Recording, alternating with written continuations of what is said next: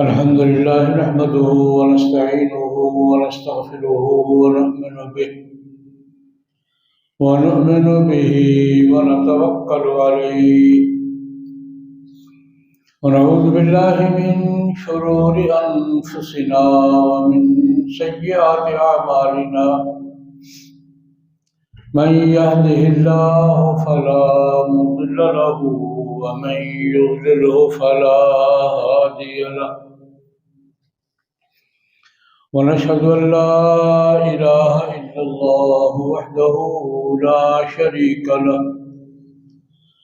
ونشهد أن سيدنا وسندنا ومولانا محمدا عبده ورسوله أرسله بالحق بشيرا ونذيرا وداعيا إلى الله بإذنه وسراجا منيرا اللهم صل على محمد وعلى آل محمد كما صليت على إبراهيم وعلى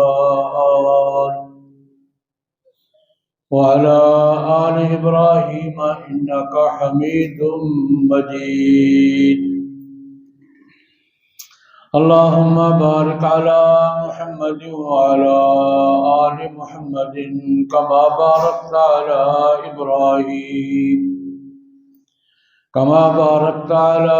إبراهيم وعلى آل إبراهيم إنك حميد مجيد أما بعد فأعوذ بالله من الشيطان الرجيم بسم الله الرحمن الرحيم وَلْتَكُنْ مِنْكُمْ أُمَّةٌ يَدْعُونَ إِلَى الْخَيْرِ وَيَأْمُرُونَ بِالْمَعْرُوفِ وَيَنْهَوْنَ عَنِ الْمُنْكَرِ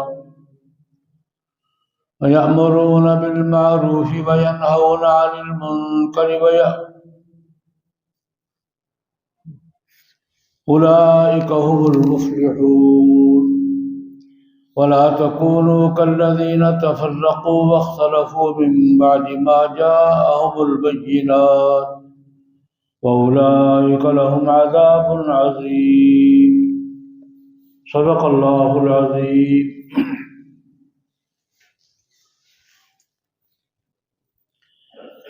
بزرگان محترم، برادران اسلام، قرآن مقدس کی دو آیات کریمہ تلاوت کی ہیں۔ مختصر وقت کے اندر ان آیات مبارکہ کی روشنی میں کچھ ضروری باتیں عرض کرنے کی کوشش کروں گا۔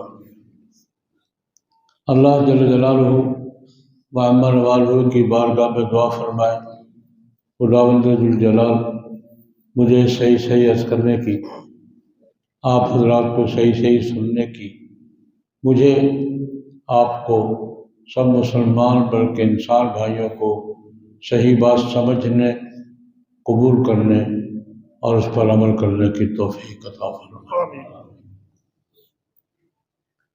جناب نبی کریم صلی اللہ علیہ وسلم کا معمول تھا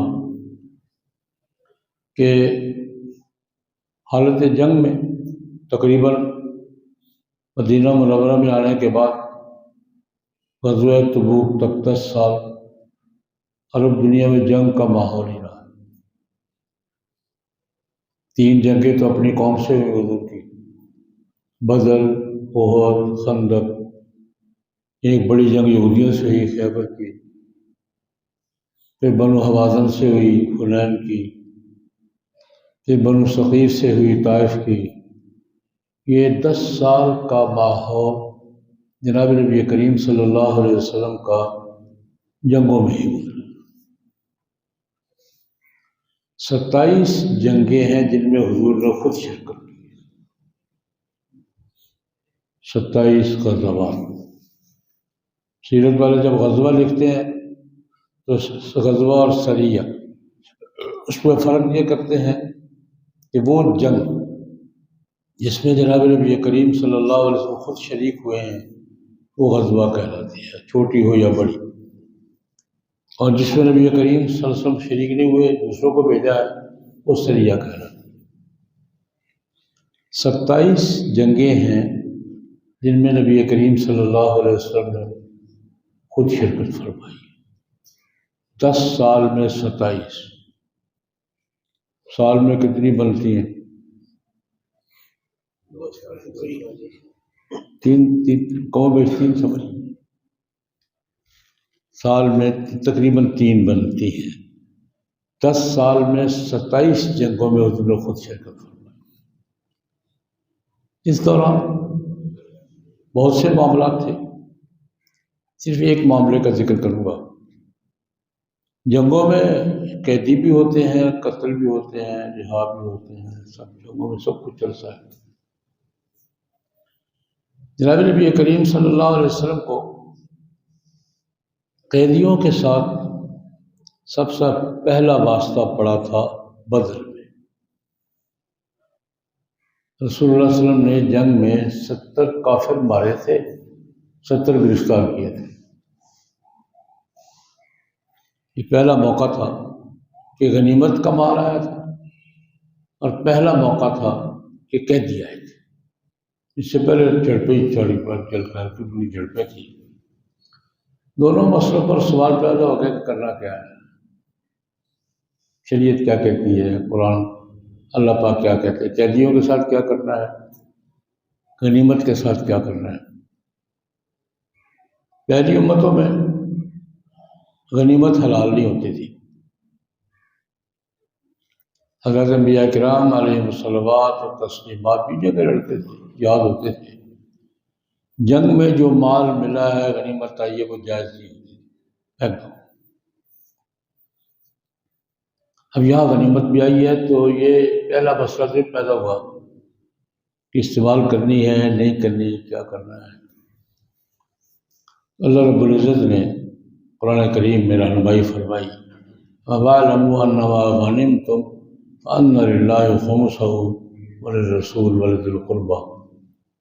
جنگ کے نتیجے میں، جہاد کے نتیجے میں جو غنیمت آئے اس کا 5واں حصہ بیت المال کو دے دو، باقی مجاہدین میں تقسیم کرو، حلال ہے۔ یعنی وہ جو پہلی امتوں میں تھا کہ غنیمت کا مال استعمال کرنا جائز نہیں ہے، وہ ختم ہو گیا۔ غنیمت کا مال استعمال کر سکتے، لیکن اس ترتیب کے ساتھ کہ 5واں حصہ بیت المال کا، مجموعی غنیمت کا 5واں حصہ بیت المال کا، 4 حصے مجاہدین میں تقسیم کرو، جنگ میں حصہ لینے والوں میں تقسیم کرو۔ بے شمار واقعات ہوئے۔ قیدیوں کے بارے میں مشورہ، جناب نبی کریم صلی اللہ علیہ وسلم کا معمول مبارک یہ تھا کہ جس مسئلے پر وحی آ جاتی تھی وہ تو وحی کا حکم ہے، جس پر وحی نہیں آتی تھی مشورہ کرتے کیا کرنا ہے۔ یہ مسئلہ پیش آ گیا، کرنا کیا ہے۔ صحابہ کرام رضوان اللہ علیہ اجمعین سے بلاتے تھے، ہاں بھائی کیا کرنا ہے، مشورے سے طے کر۔ غنیمت کے بارے میں تو حکم آ گیا، قیدیوں کے بارے میں نہیں آیا۔ اب یہ بات مشورے پہ آ گئی۔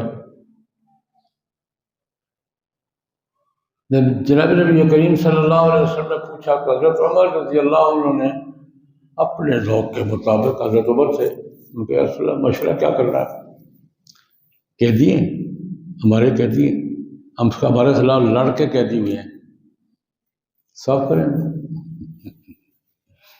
70 وہ مارے، 70 بھی مار دیں، قتل کریں۔ اور قتل بھی جس کا سارے رشتے دار ہی تھے، کوئی چچا تھا، کوئی بھتیجا تھا، اپنے داماد کو آپ مارے۔ حضور کے داماد بھی قیدیوں میں تھے، عباس بن ربیعہ۔ ابو بکر اپنے بیٹے کو مارے، آپ اپنے چچا کو مارے، میرا ماموں میرے حوالے کرے، میں مارتا ہوں، اپنے رشتے دار کو مارے، ختم کرے کیسے۔ حضرت صدیق اکبر رضی اللہ عنہ نے کہا، یا رسول اللہ مہربانی کریں، ہاتھ اولا رکھیں، کوئی ماموں ہے، کوئی چاچا ہے، کوئی بھتیجا ہے، کوئی بھائی ہے، تو ان کو ایسا کریں کہ جرمانہ لے کر چھوڑ دیں، مسلمان ہو جائیں گے کہ یہ ہو جائے گا، مہربانی کریں۔ 2 مشورے، قتل کریں ان کو، ویسے 70 جنگ میں قتل کیے، 70 جی کوئی بات، حضرت عمر کی رائے تھی۔ حضرت صدیق اکبر نے کہا، رسول اللہ نہیں، مہربانی کریں، ان پہ احسان کریں، ہو سکتا ہے مسلمان ہو جائے. پھر برادری ہے، کوئی چچا ہے، کوئی بھتیجا ہے. حضرت صدیق اکبر کا اپنا بیٹا تھا، حضور کے چچا تھے، وہ عمر کے ماموں تھے. تو یہ کوئی کسی کا بھائی ہے، کسی کا بھانجا ہے، سب آپس میں رشتے دار ہی تھے سارے. جناب نبی کریم صلی اللہ علیہ وسلم نے حضرت صدیق اکبر کی رائے قبول کر فیصلہ فرما دیا، ٹھیک ہے جرمانہ دیں، فدیہ جرمانہ دیں. کیا ایک بڑا دلچسپ واقعہ ہوا. جناب نبی کریم صلی اللہ علیہ وسلم کے اپنے بڑے داماد حضرت ابوالعاص بن ربیعہ رضی اللہ تعالیٰ بڑے جرنیل صحابی تھے. عالیہ محترمہ حضور کی بڑی بیٹی حضرت زینب رضی اللہ عنہ، یہ کافر ہیں، بدر میں سامنے کھڑے ہیں. بیٹی گھر میں بیٹھی ہے، حضور کے نکاح قائم ہے، نکاح بھی ختم نہیں ہوا تھا. ابوالعاص بن ربیعہ بھی قیدیوں میں، حضرت خدیجہ کے بھانجے ہیں، ام خدیجہ کے بھانجے ہیں، داماد بھی ہیں، یہ قیدیوں میں ہیں. زینب جناب نبی کریم صلی اللہ علیہ وسلم کی بیٹی ہے اور ابا جی کے گھر میں ہے، مدینہ منورہ میں ہے. زینب کو پتہ چلا کہ میرا خاوند قیدیوں میں ہے اور فدیے کا فیصلہ ہو گیا ہے. اس خیال سے کہ پتہ نہیں اس غریب کے پاس پیسے دینے کے لیے کچھ ہوگا بھی کہ نہیں، بیوی بہرحال بیوی ہوتی ہے، اس خیال سے پتہ نہیں اس کے پاس پیسے ویسے ہو گئے کہ نہیں ہو گئے، اپنا ایک ہار اتارا اور کسی رشتہ دار سے کہا چپکے سے نا ابوالعاص کو دے، اسے کہو کہ یہ دے کر اپنا جان چھوڑا، پھر جرمانہ تو دینا ہی ہے. وہ ہار پہنچ گیا میدان بدر میں ان کے پاس، ابوالعاص بن ربیعہ کے پاس. انہوں نے کہا زینب نے بھیجا کہ یہ پتہ نہیں تمہارے پاس پیسے ہیں کہ نہیں ہیں، تو یہ جرمانہ تم یہ دے کر آزادی حاصل کر. ان کے پاس واقعی کچھ نہیں تھا، اندازہ درست ہے بیوی کا. انہوں نے وہ ہار پیش کیا جناب نبی کریم صلی اللہ علیہ وسلم کو، جناب میرا جرمانہ یہ. حضور نے ہار دیکھا، آنکھوں میں آنسو آ گئے. اب بیٹی کا ہار کون نہیں پہچانے گا، بیٹی کا ہار ہے، سمجھ گئے ساری بات.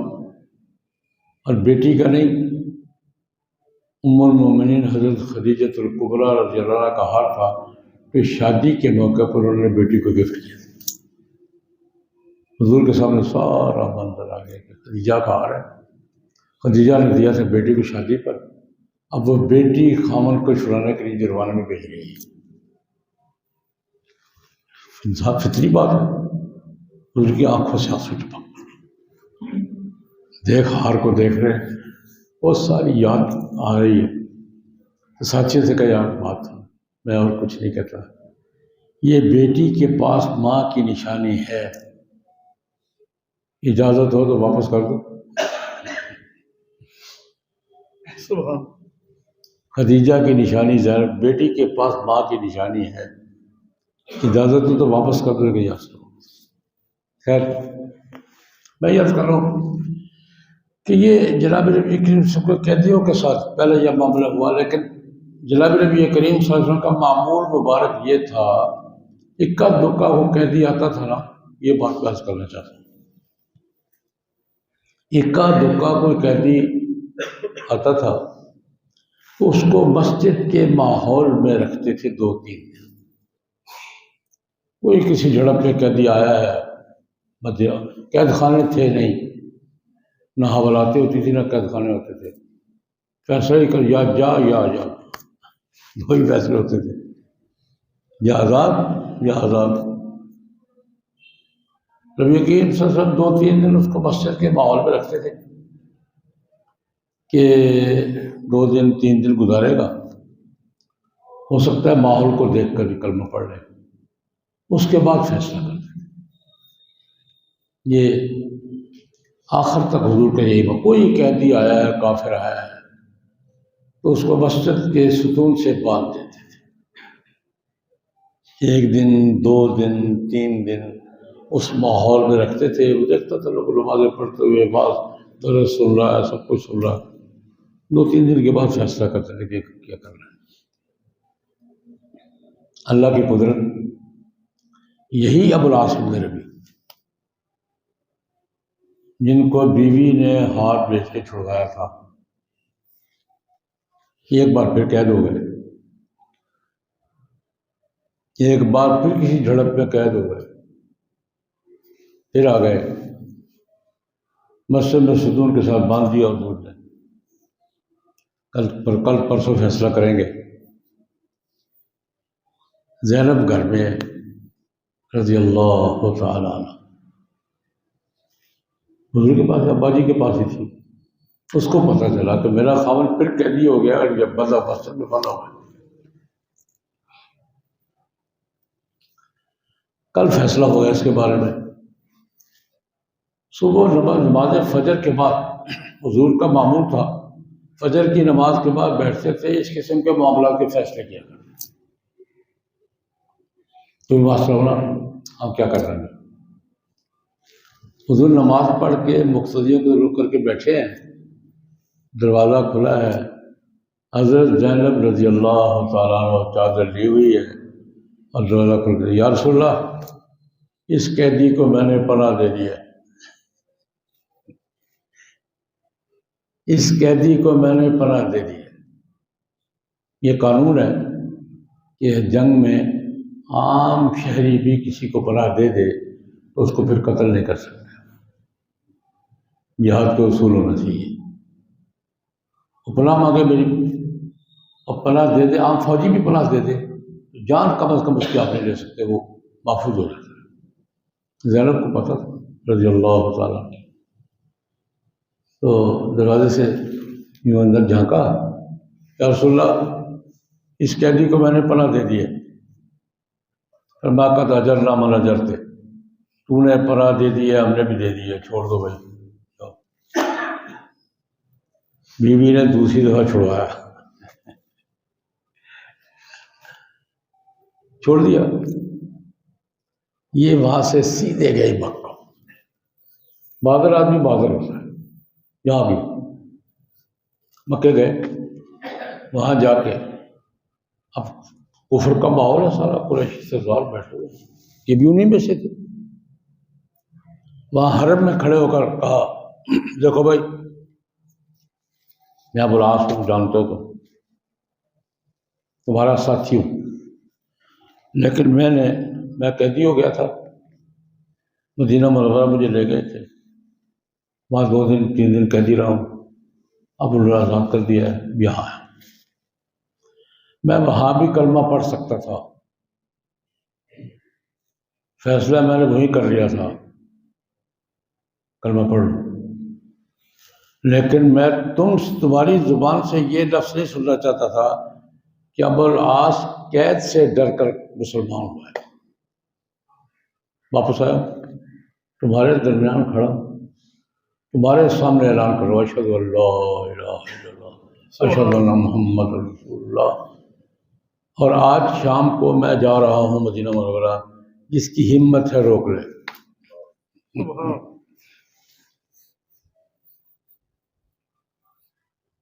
آج شام میں جا رہا ہوں، جس کی ہمت ہے مجھے روک لے. اور میں یہاں آ کے کلمہ پڑھنے آیا ہوں صرف تمہارے سامنے، کہ کل میں یہ تانا نہیں سننا چاہتا کہ ابو العاص ڈر کے مسلمان ہو گیا تھا. میں تمہارے درمیان کھڑا ہو کے، تو یہ نبی کریم صلی اللہ علیہ وسلم کا معمول تھا. کس لیے؟ ایک واقعہ اور عرض کروں گا پھر گزارش کروں گا. ایک بڑے سردار تھے بنو حنیفہ کے، نجد کے علاقے، یہ ریاض کا علاقہ جو ہے، اور بڑے جو سمامہ بن اسال رضی اللہ تعالیٰ اپنے علاقے کے بڑے چودھری تھے. یہ بھی کسی جھڑپ میں پکڑے گئے. عمرے پہ جا رہے تھے مکہ، راستے میں کسی جھڑپ پہ پھنس گئے. مسلمانوں نے پکڑا، قیدی بنایا، مدینہ منورہ لے. نبی کریم صلی اللہ علیہ وسلم نے حسب معمول مسجد کے ستون کے ساتھ باندھ لیا، تو کل یا پرسوں فیصلہ کریں گے یار، ٹھیک ہے۔ سمامہ، فجر کی نماز کے بعد حضور نے اس کے پاس گئے، ما عندک یا سمامہ، سمامہ کیا پروگرام ہے؟ قیدی کو حضور پوچھے، ہاں کیا پروگرام ہے؟ ما عندک یا سمامہ، ابھی چودھری تھا، چودھری کی زبان اپنی ہوتی ہے کہ ٹھیک ہے جناب آپ کا قیدی ہو، ان تقتل ذا دم وان تنعم والا شاکر، آپ کو آپ کے اختیار میں وہ قتل کر دے گا مجھے، کوئی بات نہیں، بدلہ لینے والے ہیں۔ ان تقتل ذا دم، اگر آپ مجھے قتل کر دیں گے بدلہ لینے والے ہیں، لے لیں گے۔ وان تنعم والا شاکر، اگر آپ احسان کریں گے تو ناشکری نہیں کروں گا، بس۔ اگر آپ مجھے قتل کر دیں گے تو بدل لینے والے لے لیں گے، اور آپ تو آپ مجھ پر احسان کریں گے تو میں ناشکرا نہیں۔ ٹھیک، دن گزر گیا۔ اگلے دن جناب نبی کریم صلی اللہ علیہ وسلم نے پھر پوچھا، ما عندک یا سمامہ، سمامہ کیا پروگرام ہے؟ کوئی جو کل کہا تھا۔ پھر دن گزر گیا، تیسرے دن پھر فجر کی نماز کے بعد رسول اللہ صلی اللہ علیہ وسلم نے پوچھا، ما عندک یا سمامہ، سمامہ کیا پروگرام ہے؟ انہوں نے کہا جو پرسوں کہا تھا، جو کل کہا تھا، آج بھی وہی۔ اور چھوڑو یار، آزاد کرو، آزاد کر دیا، جاؤ جہاں مرضی جاؤ۔ انہوں نے کہا جانا کہاں ہے؟ باہر گیا، سامنے چشمے پہ غسل کیا، کپڑے وپڑے تبدیل کیا ہے، انہوں نے کہا جناب کلمہ پڑھا ہے،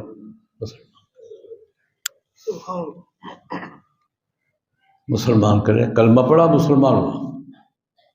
کہنے لگا جناب گھر سے چلا تھا، مکہ مکرمہ جا رہا تھا، عمرہ کا ارادہ تھا، راستے میں آپ کے ساتھیوں کا چڑھ گیا، یہاں قیدی بن گیا، اب آپ نے مجھے آزاد کر دیا ہے، اب آپ فرمائیں میں نے کیا کرنا ہے؟ گھر واپس جاؤں، یہاں آپ کے پاس رہوں، یا عمرہ کرنے جاؤں، کیا کروں؟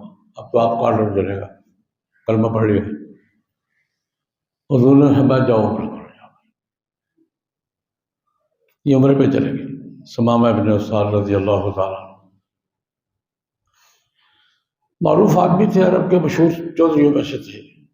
وہاں خبر ان سے پہلے پہنچی کہ سمامہ مسلمان ہو گیا، بنو حنیفہ کا سردار سمامہ مسلمان ہو گیا۔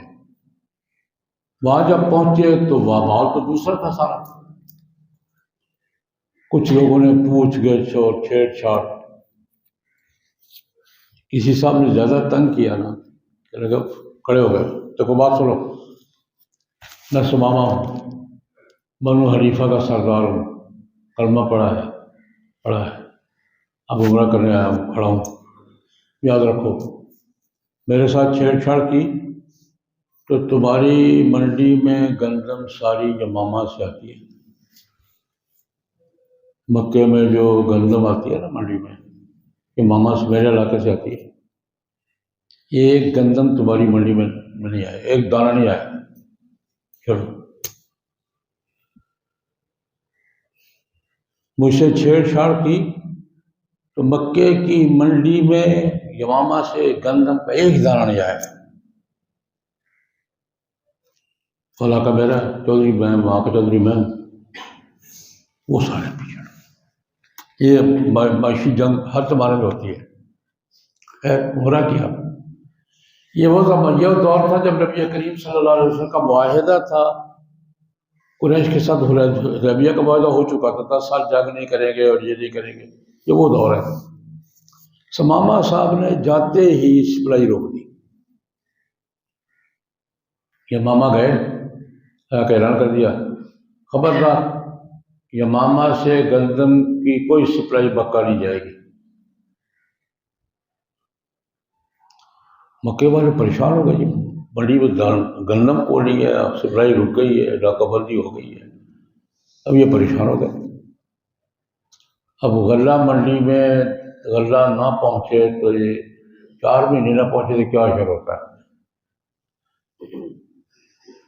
مکے والے اکٹھے ہوئے، یار یہ تو سماما نے کام ڈال دیا، ہم نے تو ویسے اس پر دھمکایا تھا، اسے جا کے کارروائی ڈال دی۔ قریش کا وفد آیا نبی کریم صلی اللہ علیہ وسلم نے، جناب ہمارا آپ کا معاہدہ چل رہا ہے، آپ کے ساتھی نے ہماری سپلائی روک دی ہے، مہربانی کریں۔ رسول اللہ صلی اللہ علیہ وسلم نے باقاعدہ خط لکھ کے بھیجا سماما کو، یار ہمارا وعدہ چل رہا ہے، مہربانی کریں۔ حضور نے خط لکھ کر سپلائی بحال کروائی۔ لیکن جو بات میں عرض کر رہا وہ یہ ہے کہ نبی کریم صلی اللہ علیہ وسلم نے اس حکمت عملی سے بڑے آخر لڑنے والا کافر عام کافر تو نہیں ہوتا نا، قیدی بن کے آیا ہے، تو نبی کریم صلی اللہ علیہ وسلم 2 دن 3 دن مسجد کے ماحول میں رکھتے تھے تاکہ اس کو سمجھ میں آ جائے بات دین ہے کیا، یہ مانوس ہو، پتہ چلے کہ دین کیا ہے، نماز کیا ہے، روزہ کیا ہے، دین کی باتیں کیا ہیں، اور اگر اس کے مقدر میں ایمان ہے تو مسلمان۔ اور جتنے بھی حضور نے قیدی آئے ہیں حضور کے پاس، ایک آدھ کے سوا 2-3 مسجد میں گزارنے کے بعد سارے مسلمان۔ مسجد کے ماحول میں وقت گزارنا، دین کے ماحول میں وقت گزارنا، یہ بھی دین کی سمجھ کے لیے اور دین پر عمل کے لیے یہ بھی بہت بڑا ذریعہ ہے۔ خود کو آدمی کسی ماحول کے لیے فارغ کرے گا تو دین بات سمجھے گا۔ یہ دیکھیں، ہم مختلف فنون پڑھتے ہیں، صرف کتاب پڑھتے ہیں یا پریکٹیکل بھی کرتے ہیں؟ سائنس کا کوئی سبجیکٹ لے لیں، صرف کتاب پڑھتے ہیں، تھیوری پڑھتے ہیں یا پریکٹیکل بھی کرتے ہیں؟ پریکٹیکل کے بغیر تھیوری کسی کام آتی ہے؟ کسی بھی فن، جس فن کے ساتھ، جس تھیوری کے ساتھ پریکٹیکل نہیں ہے وہ تھیوری کسی کام کی ہے؟ جناب نبی کریم صلی اللہ علیہ وسلم کا یہ معمول بھی تھا کہ اگر کوئی آدمی قابو آ گیا تو اس کو ماحول میں 2-4 دن گزارنے کو، یا اس کو سمجھ میں آئے، پریکٹیکل سمجھ میں آئے کہ ہے دین ہے کیا۔ اور اصحاب صفہ جو تھے، صفہ کا ماحول یہ بھی اس لیے تھا۔ مسجد نبوی کے ساتھ ایک چبوترا سا تھا، چھتا سا، لوگ آتے تھے 2 دن 3 دن 5 دن 7 دن 10 دن گزارتے تھے آ کے سمجھنے کے لیے، تاکہ دین سمجھ میں آئے۔ کئی تو وہی رہتے تھے، ابو ہریرہ تو مستقل صحابہ صفہ میں سے تھے، جناب نبی کریم صلی اللہ علیہ وسلم کے وصال تک یہ صحابہ صفہ میں سے رہے، یمن سے آ گئے تھے، وہی رہتے تھے، یہ تھے تعلیم کے لیے۔ ان پر اعتراض ہوا ابو ہریرہ رضی اللہ تعالیٰ عنہ پر، کسی نے اعتراض کیا کہ حضرت حضور کے ساتھ 20-20 سال رہنے والے صحابہ اتنی حدیثیں بیان نہیں کرتے، آپ 3 سال گزار کے ہر بات پہ سمیت رسول اللہ صلی اللہ علیہ وسلم حدیث بیان کر دیتے، یہ کیا بات ہے؟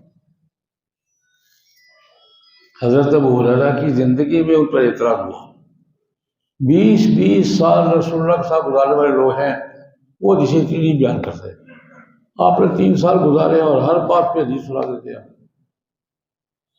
کہنے لگے ہاں،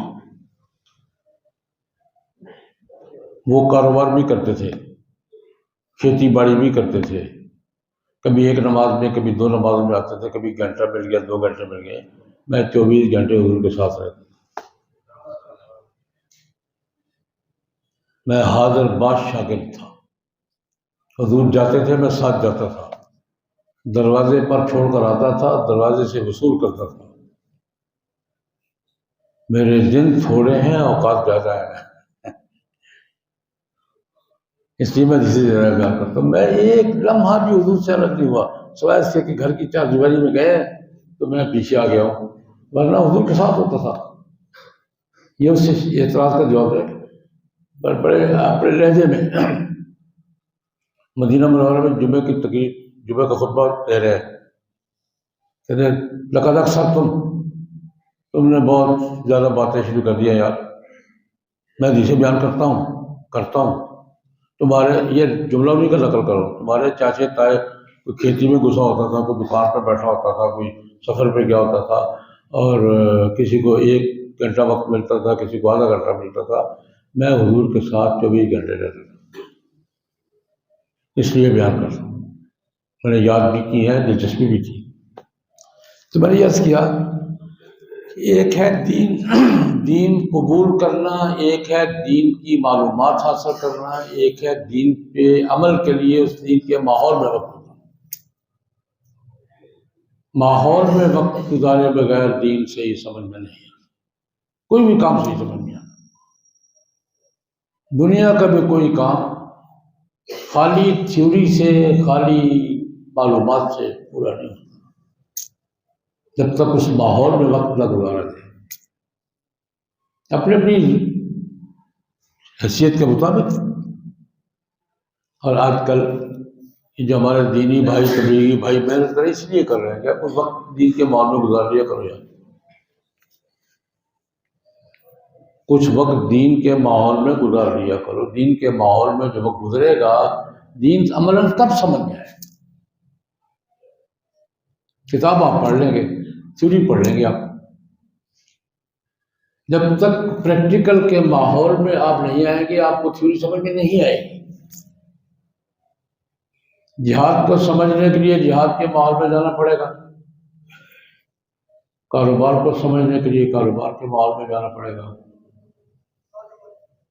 انجینئرنگ کو سمجھنے کے لیے انجینئرنگ کے ماحول میں جانا پڑے گا۔ وکیل بھی خالی ڈگری سے نہیں بنتا، اس کو ماحول میں 2 سال گزارنے کے بعد احساس ملتا ہے کہ اب یہ وکالت کو سمجھتا ہے۔ ڈاکٹر بھی MBBS کی ڈگری لے کے ڈاکٹر نہیں بنتا، ہاؤس جاب کرنا پڑتا اس کو، 2 سال کے ہاؤس جاب کے بعد اس کو ڈاکٹر کا لقب ملتا ہے۔ جب تک پریکٹس نہیں ہوگی، میں سارے عمل کو کہ جو ہمارے دوست لگے رہتے ہیں ساری دنیا میں، الحمدللہ اللہ پاک نے اس عمل کو قبولیت عطا فرمائی ہے، ایک ہی بات کہتے ہیں دین کے ماحول میں کوئی وقت گزارو یار، دین کے ماحول میں 3 دن گزارو، 10 دن گزارو، 40 دن گزارو، سال گزارو، یہی کہتے ہیں نا۔ اور کہاں لے جاتے ہیں؟ اپنے گھر لے جاتے ہیں، اللہ کے گھر میں جاتے ہیں، کسی سے وقت کا وعدہ کر کے اپنے گھر میں جا کے ملازمت کرواتے ہیں، یا اللہ کے گھر میں بیٹھ کے نمازیں پڑھاتے ہیں؟ یہ لازمی ضروری ہے۔ یہ پرانے زمانے میں خانقاہوں کا نظام ہوتا تھا، لوگ اپنے مرشد کے پاس جاتے تھے، چند دن رہتے تھے۔ یہ سارے کا یہ بنیادی بات یہ ہے کہ دین کے عملی ماحول میں کچھ وقت گزاریں، اپنے وقت نکالیں، اپنے ماحول سے نکلیں، 10 دن دیں، 3 دن دیں، جو وقت گزاریں گے تو آپ کو سمجھ میں آئے گا کہ دین پر عمل، دین ہے کیا، اخلاقیات کیا ہیں، عبادات کیا ہے، حلال حرام کیا ہے، جائز ناجائز کیا ہے۔ یہ باتیں سمجھنے کے لیے دین کے ماحول میں وقت گزارنا یہ لازمی بات، اس کے بغیر دین سمجھ میں نہیں آتا۔ اور یہ تبلیغی جماعت کا جو عمل ہے، مجھے بھی 50 سال ہو گئے اس کام میں، یہی ہے کہ دین سیکھو بھی اور دین کے ماحول میں کچھ وقت گزارو بھی۔ یہ سارا سال یہ محنت ہوتی رہتی ہے۔ رائے کا اجتماع کل رات سے شروع ہے، پرسوں دعا ہوگی۔ میری گزارش ہر سال یہ ہوتی ہے، کچھ وقت ضرور جائیں، اس ماحول میں کچھ وقت گزاریں گے، برکات اپنی جگہ، برکات اپنے مقام پر، بڑے بڑے نیک لوگ اکٹھے ہوتے ہیں، دعائیں ہوتی ہیں، لیکن اس ماحول کی اثرات جو ذہنی طور پہ ہوتے ہیں، آدمی کو کام سمجھ میں آتا ہے۔ اس کے لیے رائے کے اجتماع میں جتنا زیادہ وقت دے سکے، میں انشاءاللہ کل جاؤں گا۔ تو اپنے وقت کو یہاں بھی فارغ کریں، وہاں بھی کریں، تاکہ دین کے علم کے ساتھ ساتھ دین کا ماحول بھی ہمارے سمجھ میں آئے، اور دین کے ماحول میں جا کر ہم بھی کوئی دین پہ چلنے کی طریقہ سیکھ لیں۔ ہمارے محترم بھائی ہیں مولانا خرم شہزاد صاحب، ہماری ٹیم کا حصہ ہیں، ان کی والدہ محترمہ کا انتقال ہو گیا ہے۔ اللہ کی قدرت، ایک ہفتہ پہلے ان کی دادی محترمہ کا انتقال ہوا، ایک ہفتے کے بعد والدہ محترمہ کا انتقال ہو گیا۔ اللہ پاک ان کی مغفرت فرمائے، آخرت کی منزل آسان فرمائے، جنت الفردوس میں لگا۔